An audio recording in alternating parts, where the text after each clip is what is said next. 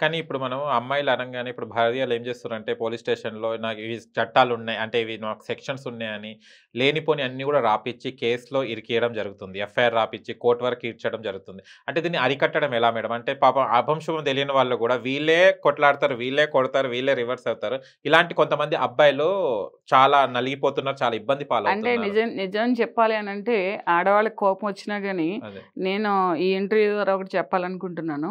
ఎందుకంటే చాలామంది అమ్మాయిలు వాళ్ళకి సంసారం వద్దు, లేకపోతే అబ్బాయితోటి నాకు వద్దు, కలవదు, నేను ఈ రిలేషన్‌షిప్‌లో ఉండలేకపోతున్నానంటే కూడా నిజంగానే డిఫరెంట్ ఒక 4, 5 కేసులు వాళ్ళ మీద ఏసి, యాహ్!